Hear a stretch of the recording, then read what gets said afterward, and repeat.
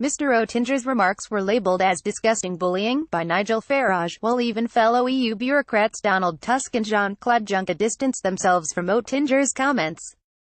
Mr. Tusk, the European Council president, took to Twitter to urge all EU institutions to please respect the voters. Mr. Juncker, meanwhile, said in a statement, Italy's fate does not lie in the hands of the financial markets. Regardless of which political party may be in power, Italy is a founding member of the European Union that has contributed immensely to European integration. President Juncker is convinced that Italy will continue on its European path. The Commission is ready to work with Italy with responsibility and mutual respect.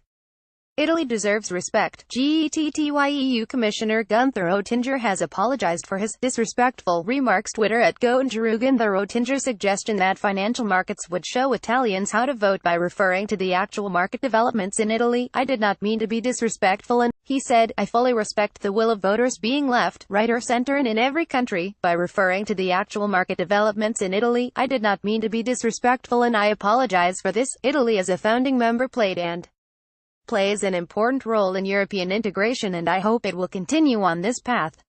The furore was sparked after Mr. Oettinger suggested the recent downturn in Italy's economy may be the result of the recent formation of a populist government.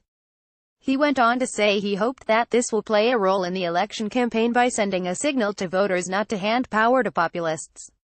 He said, my concerns and expectations are that the coming weeks will show that markets, government bonds and Italy's economy could be so drastically impacted that they serve as a signal to voters not to vote for populists on the right and left. Many people have expressed their anger at Oettinger's remarks, with some calling for him to resign, including the leader of Italy's Lega Party, Matteo Salvini.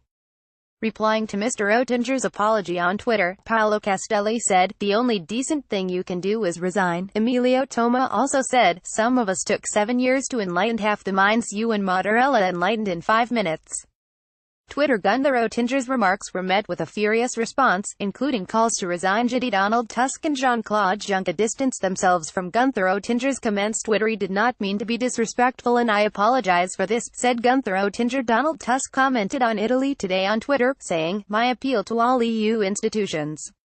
Please respect the voters. We are there to serve them, not to lecture them. Italy is currently facing an uncertain political future after the coalition government between the Five Star Movement and Lega collapsed, with M5's Prime Minister Giuseppe Conte resigning, after their choice for finance minister was vetoed by President Mattarella. Mr. Conte had proposed Eurosceptic Paolo Savona, 81, for the role of finance minister. Italy's President Sergio Mattarella appointed former International Monetary Fund official Carlo Cottarelli as Prime Minister. But his reign as Italy's Prime Minister could be short-lived, with MPs expected to reject his appointment in a move that could result in another general election.